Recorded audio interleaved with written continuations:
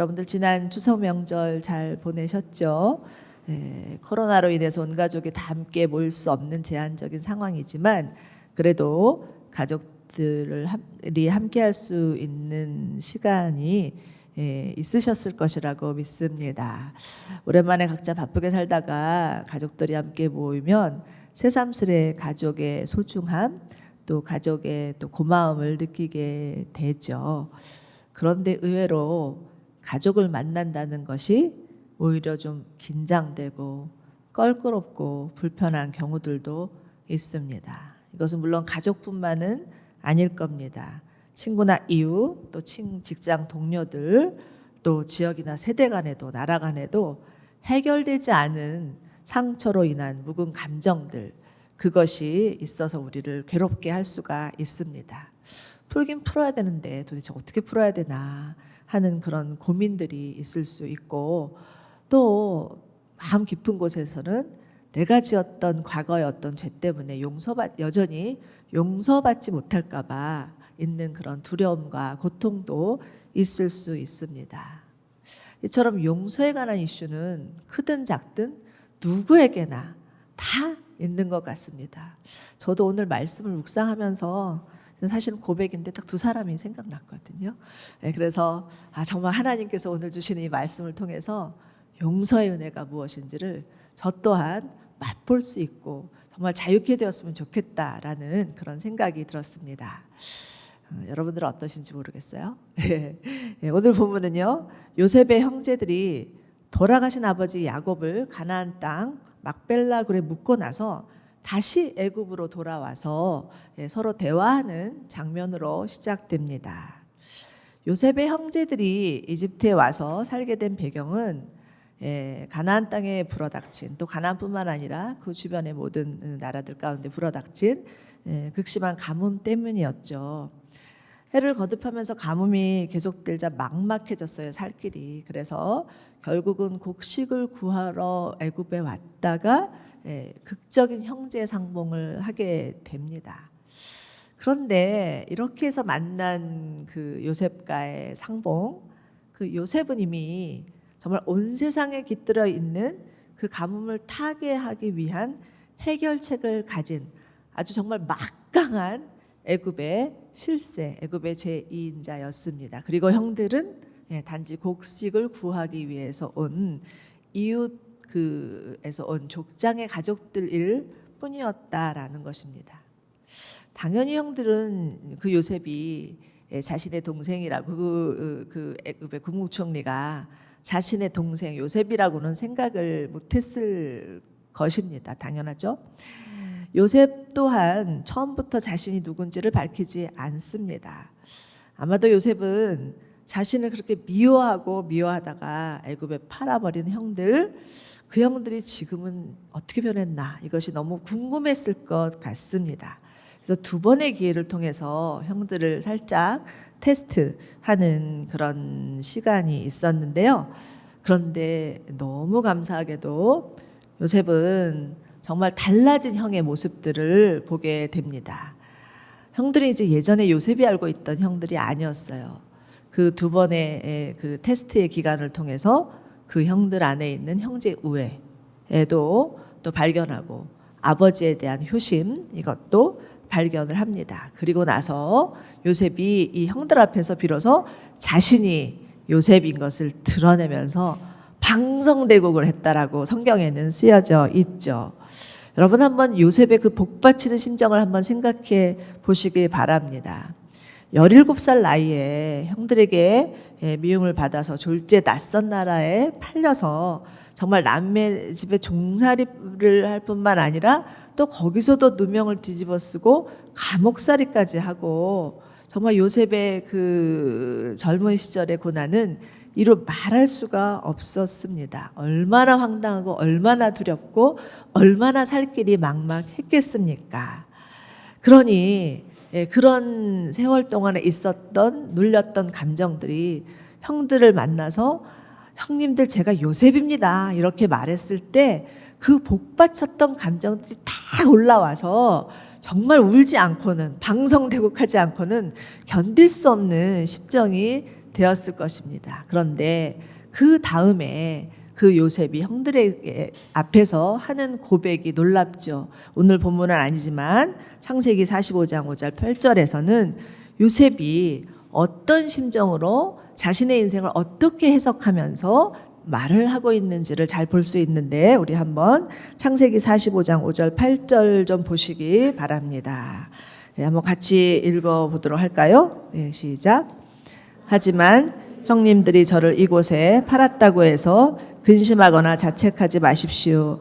이는 하나님께서 생명을 구하시라고 저를 형님들보다 먼저 여기를 보내신 것이기 때문입니다. 2년 동안 이 땅에 흉년이 들었지만 앞으로도 5년 동안 밭을 갈지도 못하고 추수도 하지 못할 것입니다. 그러나 형님들의 자손들을 보존하시고 큰 구원을 베푸셔서 형님들의 목숨을 살리시려고 하나님께서 미리 저를 보내신 것입니다. 그러므로 저를 여기 보내신 분은 형님들이 아니라 하나님이십니다. 하나님께서 저를 바로의 아버지와 그의 온 집의 주인과 이집트 온 땅의 통치자로 삼으셨습니다. 네. 여러분들, 요셉이 그 말하는 한마디 한마디, 이것은 정말 우리의 상상을 뛰어넘는 것 같습니다. 자신의 고통스러운 인생에 대한 해석, 이것은 정말 눈부시도록 아름답습니다. 자, 여러분, 여러분의 인생 아마 정말 40을 사신 분도 계시고 50을 사신 분도 계시고 그 이상을 사신 분들도 계시는데, 여러분의 인생에 대한 해석을 스스로 어떻게 하고 계시는지요. 자, 요셉을 잘 보십시오. 요셉은 자신이 애굽에 온 것은 그 요셉의 가족들, 형님들의 가족을 구원하기 위한 하나님의 크신 계획이었다, 이렇게 말하고 있습니다. 그래서 하나님께서 자신을 보내신 것이라고, 형님들이 나를 팔은 것이 아니라 하나님께서 나를 보내신 것이라고 3번이나 반복해서 말하고 있습니다. 과연 정말 우리도 우리 인생에서 일어나는 수많은 사건들, 특별히 고통스러운 사건들, 그것들을 바라보면서 하나님께서 하셨습니다라고 고백할 수 있을까요? 그건 정말 쉬운 일은 아닙니다. 자, 요즘 주변에서 일어나는 일들을 한번 보시기 바랍니다. 아무리 세월이 오래 흘렀어도 그 묵은 상처가 해결되지 않아서 마음에 깊은 앙금이 남아있어서 서로 반목하고 분열하고 심지어는 전쟁까지도 일으키는 경우들이 있습니다. 가족임에도 불구하고 가족 간의 어려움으로 인해서 얼굴조차 보지 않는 그런 경우들도 있습니다. 사실은 오죽하면 그러겠습니까? 그만큼 그 상처가 깊었다는 이야기이기도 하지만, 그러나 정말 그것이 해결되지 않아서 오랜 동안 묵은 채로 갖고 있는 것들이 너무 많다라는 것이죠. 나라를 봐도 그렇습니다. 정권이 바뀔 때마다 적폐청산이라는 이유 때문에 권력을 마구 휘두르면서 정말 사람들을 무참하게 또 난도질하는 경우들도 있습니다. 사실 안타깝게도 우리나라도 그렇고 있죠. 정말 감옥에 들어가지 않은 대통령 한 사람도 없는 것을 보면 알 수가 있습니다. 요즘 정말 전 세계에 화두가 되는 것은 아프간 사태이죠. 정말 어떻게 그런 일이 벌어질 수가 있는지, 왜 도대체 거기는 그렇게 됐는지 저도 그 내력까지는 그렇게까지 잘 모르고 있다가 이번에 하도 궁금해서 이제 좀 살펴보았습니다. 그랬더니 원래 텔레반이라는 그 이름은요, 사도라는 뜻이래요. 이슬람 신학생들이 만든 어떤 종교 단체였는데, 이 한 나라의 운명은 그 지정학적 위치에 따라 달라진다고, 이 아프간이란 나라가 주변엔 중국, 파키스탄, 인도, 또 저 멀리서는 영국, 미국 이렇게 달겨들면서 그 안에서 정말 그 고래 싸움에 새우등 터진다고, 그런 나라가 바로 아프간이라는 거죠. 그러니까 그 이슬람 신학생들이 우리나라를 지켜야 되겠다라는 마음으로 조직을 했다가 그것이 변질되어서 그 종교단체가 이제는 정말 그런 무력단체, 테러리스트로 변했다라는 것입니다. 이것만큼 우리 안에 있는 상처가 해결되지 않으면 얼마나 무서운 얼마나 무서운 결론을 내게 되는지를 알 수 있다라는 것입니다. 그러나 지금 요셉은 정말 요셉도 충분히 그럴 수 있는 위치에 있는 사람이었습니다. 그러나 요셉은 형들을 비난하거나 욕하지 않습니다. 자신의 권력을 남용하지도 않고 형들을 처벌하지도 않고 오히려 형들을 공경하면서 이야기하는 것을 볼 수가 있습니다. 자, 그렇다면 정말 이 요셉의 믿음과 요셉이 형들을 향한 용서는 어떤 것인가, 그것이 궁금해집니다.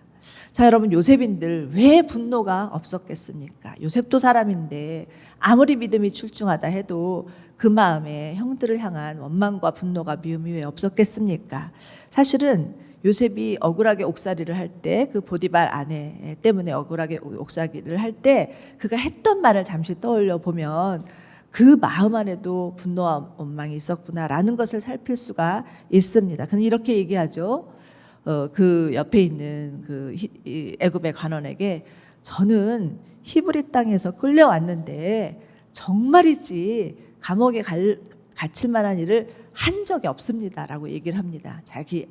자신에 대한 자기 항변이죠.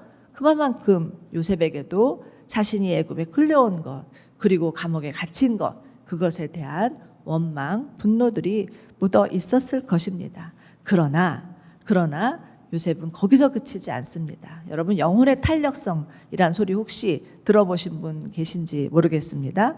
우리 영혼은요, 마치 풍선과 같아서 탄력이 있어서 고통을 받으면 그 폭과 크기가 늘어난다라는 것이 바로 영혼의 탄력성입니다. 즉 고난으로 말미암아 한층 성숙해질 수 있는 것이 우리의 영혼이라는 거죠.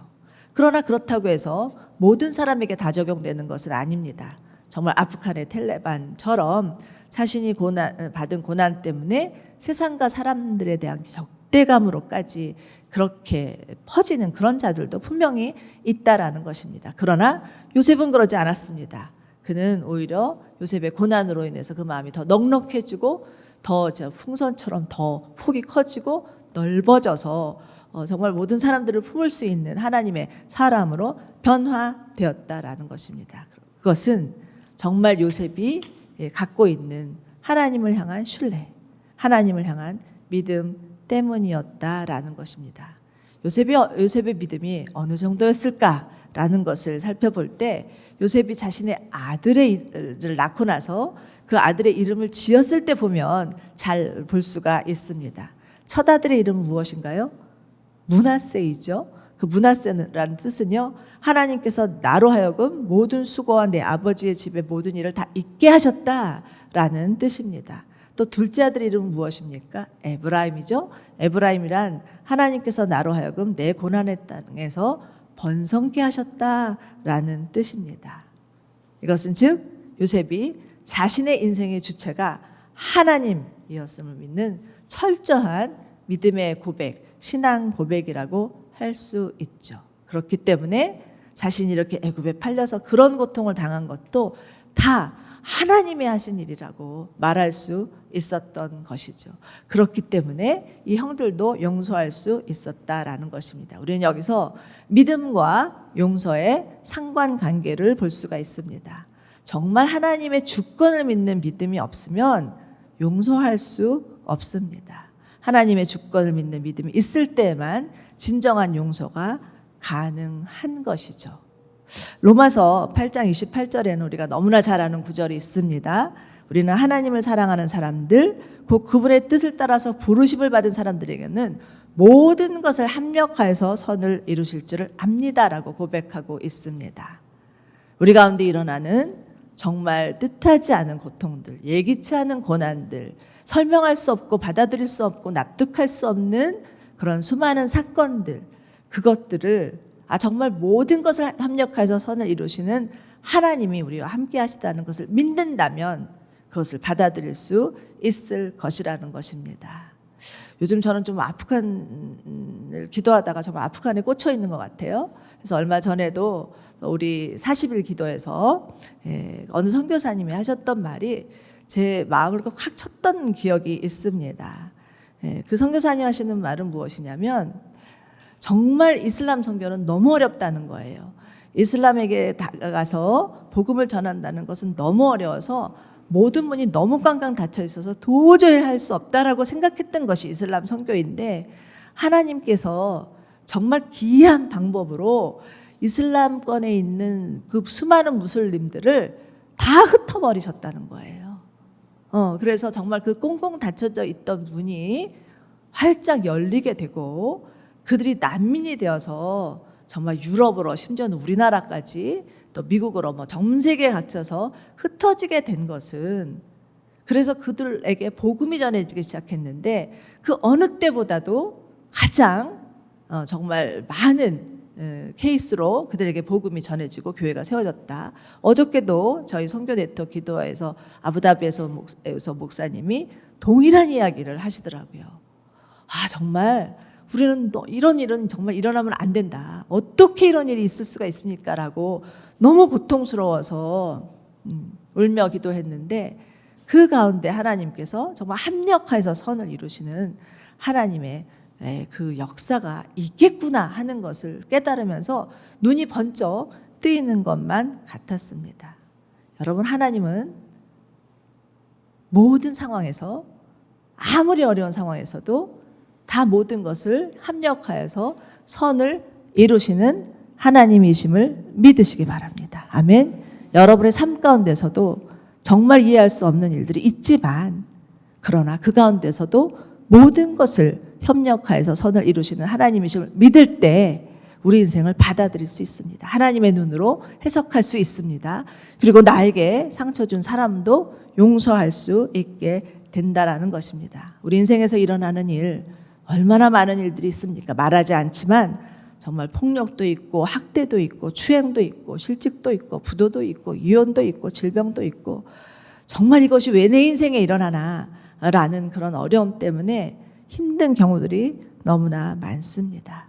그렇지만 정말 그 가운데 하나님의 주권을 믿고 모든 것을 합력하여서 선을 이루시는 하나님이심을 믿을 때 다시 일어설 수 있으리라고 믿습니다. 네. 여러분들 혹시 아마 다 아실 거예요. 그 코리텐 붐이라는 분 아시죠? 독일의 네덜란드 분이었는데, 이분은 독일의 나치 수용소에 끌려가가지고 유대인들을 도와줬다는 이유 때문에 고문을 당하고 모진 학대를 당하고 가족들은 다 죽임을 당하고, 그러다가 극적으로 기적적으로 살아나서 이제 정말 전 세계를 돌아다니면서 그런 복음 전도자가 되어서 용서의 복음을 전하는 그런 분이셨습니다. 그런데 이분이 어느 날은 독일에 가서 한 집회에 가서 말씀을 전하다가 어떤 노신사 한 사람을 만나게 됩니다. 그런데 그 노신사는 누구였냐면, 자신이 그 독일의 그 수용소, 나치 수용소에 갇혀서 있을 때 처녀인 자기 옷을 다 발가벗기고 고문을 있는 대로 하고, 그리고 자기 언니를 죽이고 자기 가족들을 죽인 당사자, 독일의 전범이었습니다. 그가 앞으로 다가와서 자신에게 손을 내밀면서 이렇게 악수를 청하는데, 이 코리텐 분 여사가 마음속으로, 하나님, 정말 세상에 내가 모든 사람은 다 용서해도 이 사람만큼은 용서할 수 없습니다 라고 고백하지 않을 수 있었겠습니까? 당연한 거죠. 그런데 그때 마침 마음속에서 주님의 음성이 들립니다. 코리아, 난 그 사람까지도 구원하기 위해서 십자가를 졌단다. 이런 음성이 들리는 겁니다. 이 여인은 그 주님의 음성을 듣고 나서 정말 깊은 회개의 눈물을 흘리고 나서 놀라운 주님의 사랑과 용서의 은혜를 그 자리에서 경험하게 됩니다. 그러면서 정말 한 번도 경험하지 못했던 놀라운 그 마음의 평안을 누리게 되는 거죠. 아마도 이 여인은 자신이 용서의 복음을 전한다고 다 돌아다녔지만 정말 용서할 수 없는 한 사람, 그 한 사람이 남아있어서 그것이 자신의 영혼을 괴롭히고 그것이 자신을 고통스럽게 했을 수 있습니다. 그런데 하나님께서 그걸 너무나 아셨다라는 거죠. 그리고 그 마음에 풀어주시기 위해서 이런 사건까지도 허락해 주셨다라는 것입니다. 여러분, 용서는요, 절대 쉬운 일이 아닙니다. 어떻게 자신의 가족과 자신을 그렇게 고통스럽게 했던 자를 용서할 수 있겠습니까? 용서는 내가 마음 먹는다고 해서 되는 것이 아닙니다. 아마 지금 오늘 말씀을 듣고 있는 여러분 가운데도 도저히 용서할 수 없는 사람, 내게 상처 준 사람 떠오를 수 있습니다.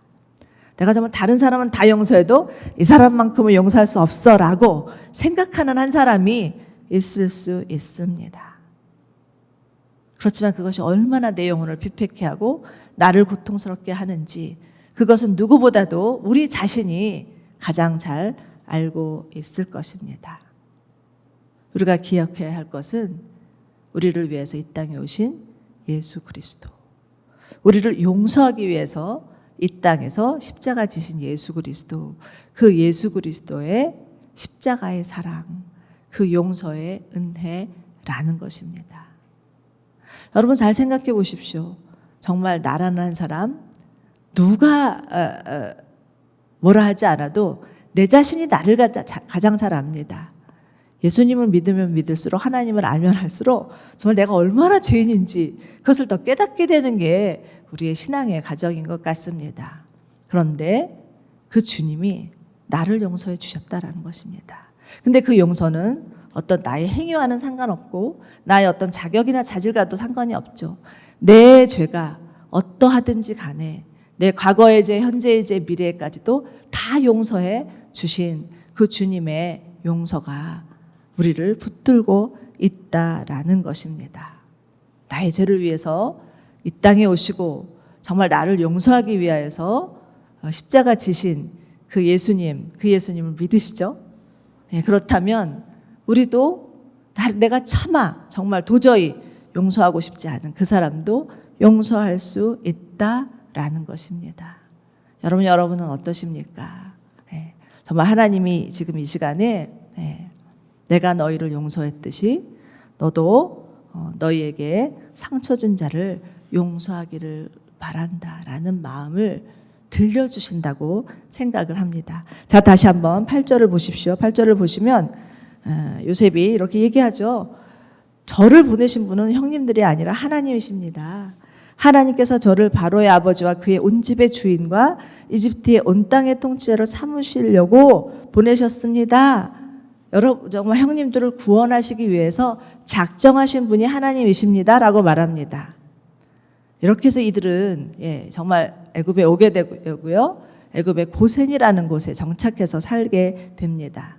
고센은 정말 이집트에서 가장 좋은 땅이었어요. 특별히 양치기 좋은 곳이기 때문에 이 애굽의 사람들은 양치는 사람들을 좀 무시했기 때문에 이스라엘 사람들이 야곱의 가족들이 거기서 고스란히 잘 살 수 있었습니다. 어찌보면 하나님이 특별하게 지정한 장소죠. 그래서 여기서 이스라엘은 자신의 몸집을 키웁니다.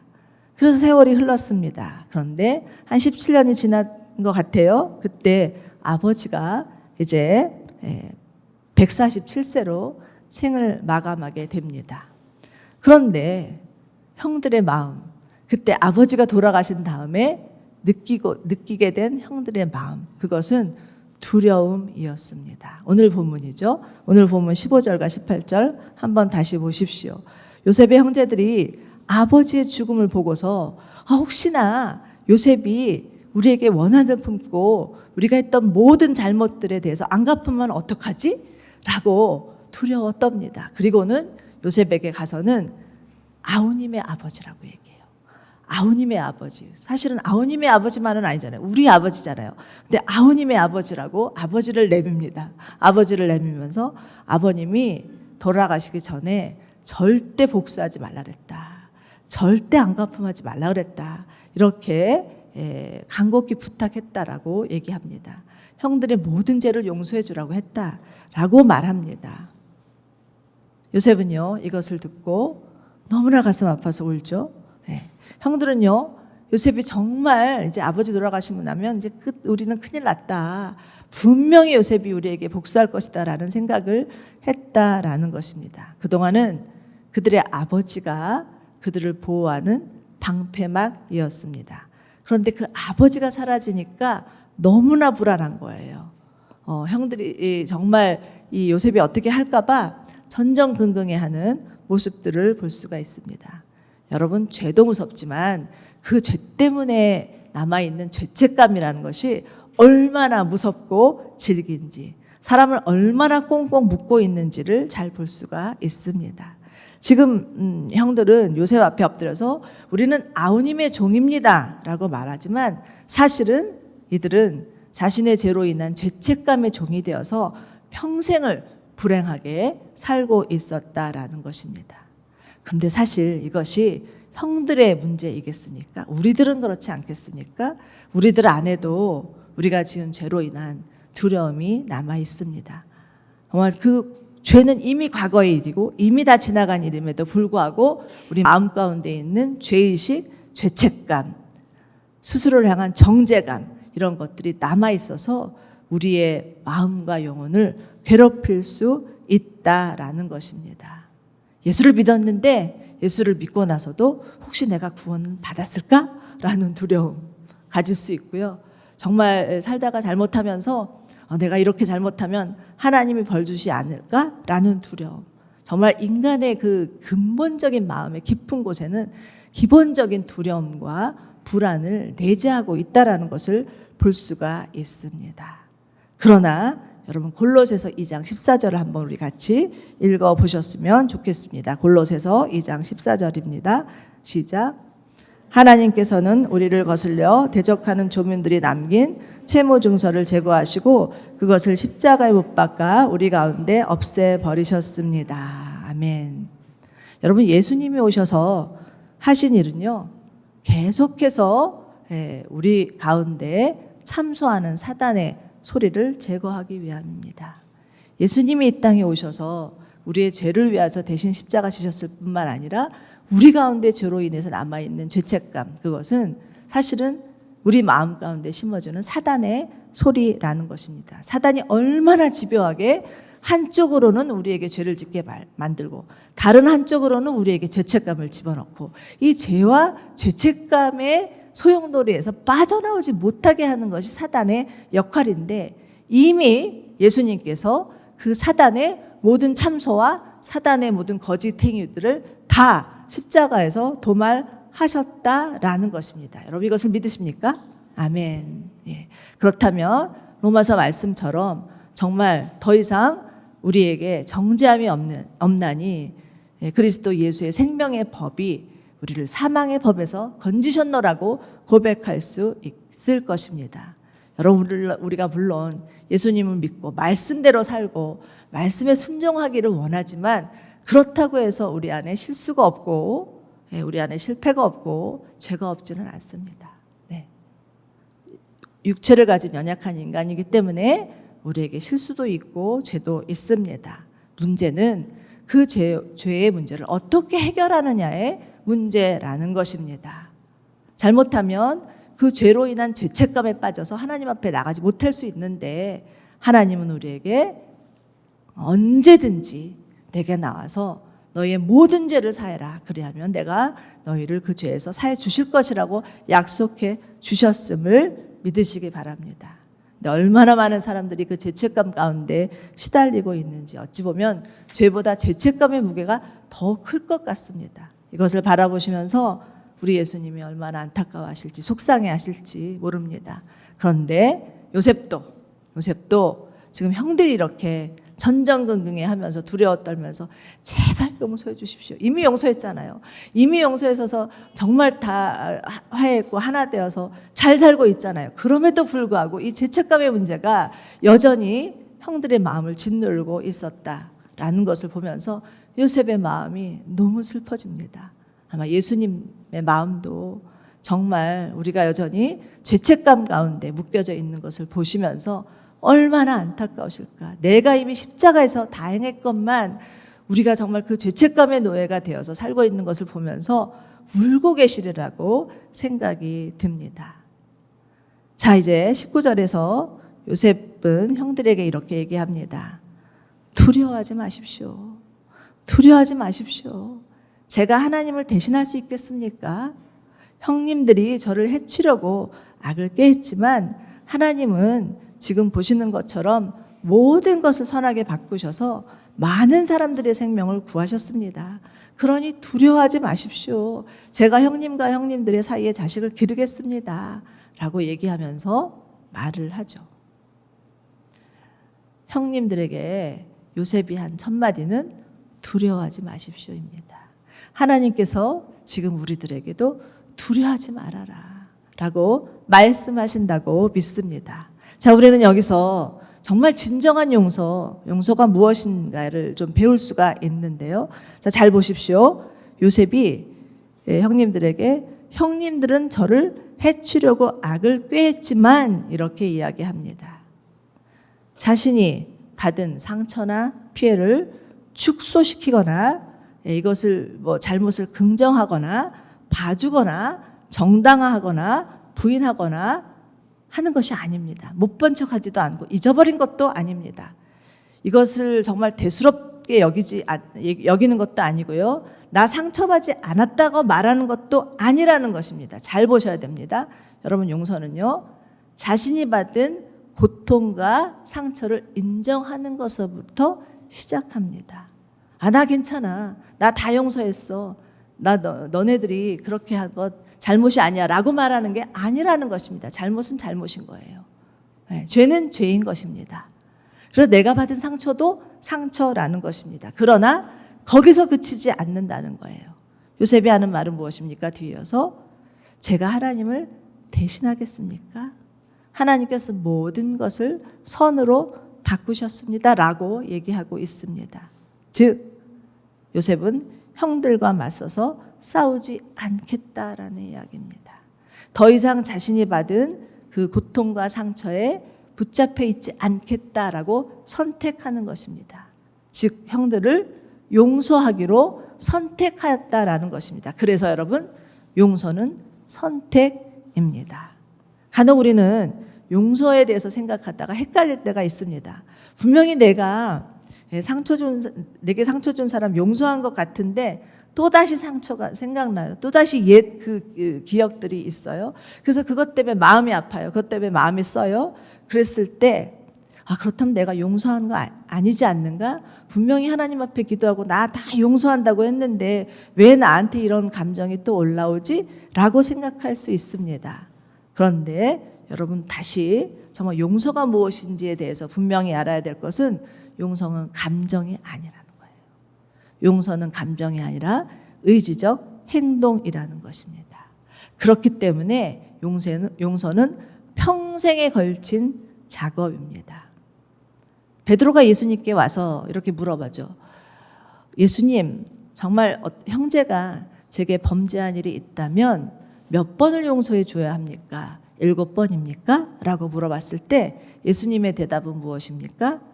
7번에 70번을 용서해 주어라 라고 이렇게 얘기하죠. 이것은 무엇이에요?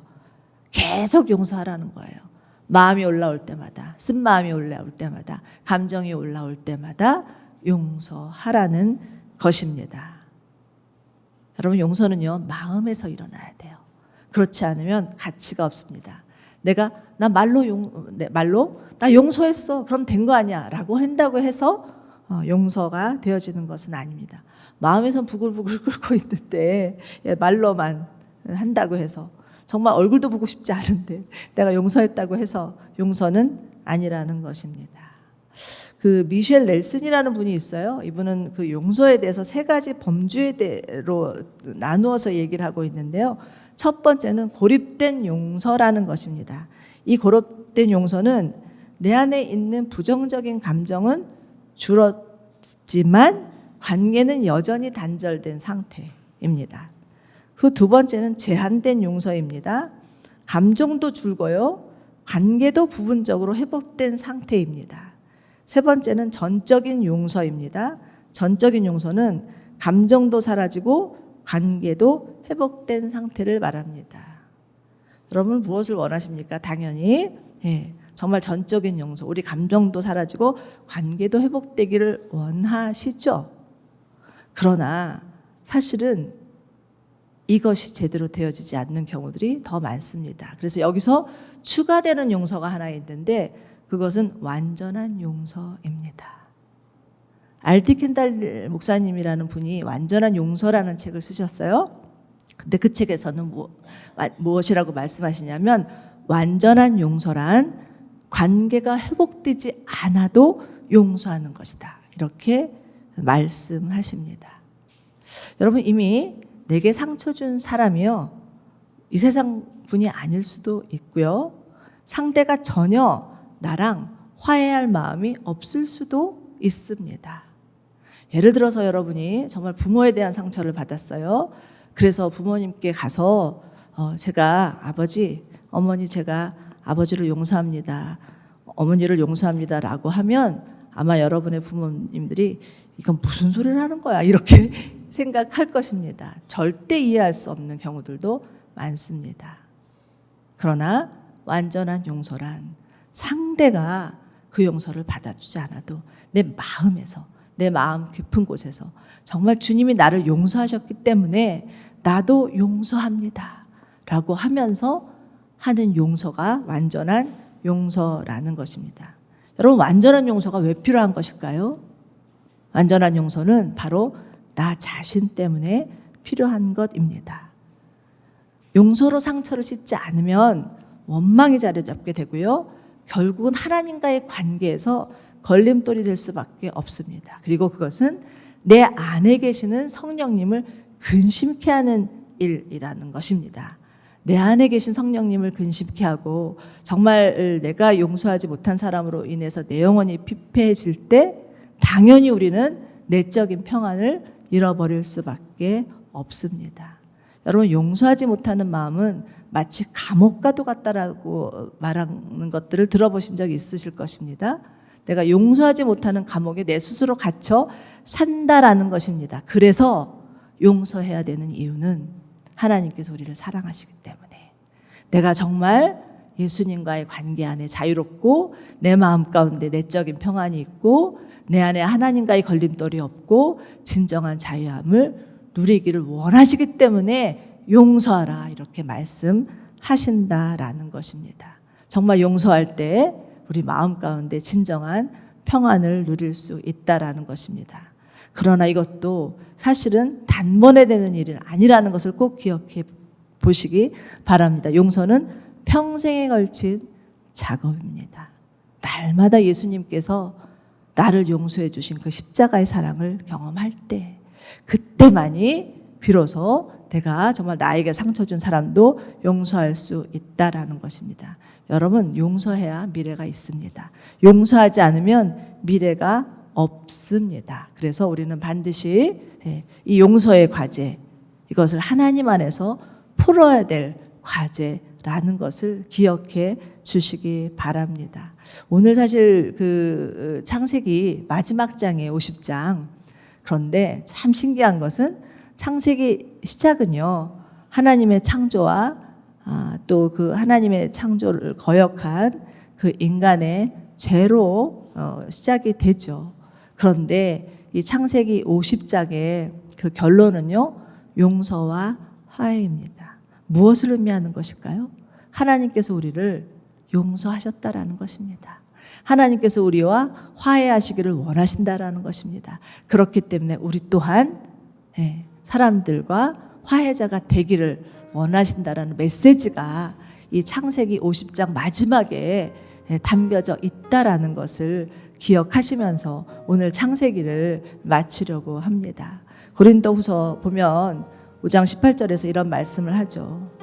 하나님은 그리스도를 통해서 우리를 그분과 화목하게 하시고 또한 우리에게 화목해 하는 직분을 맡겨 주셨습니다. 아멘. 여러분 예수님이 이 땅에 오신 것은 하나님과 우리를 화목해 하기 위함이셨습니다. 우리 또한 예수 믿는 사람으로서 이 땅에 살아가는 이유는 사람과 사람 사이에 막힌 담들을 허물고 화목해 하는 직책을 우리에게 맡겨 주셨다라는 것입니다. 여러분 화해자로 살기를 원하십니까? 그렇다면 정말 그 주님의 용서를 받아들이시고 그 용서 때문에 나와 관계된 모든 사람들도 용서할 수 있는 저희 모두 되시기를 주님의 이름으로 축원합니다. 아멘.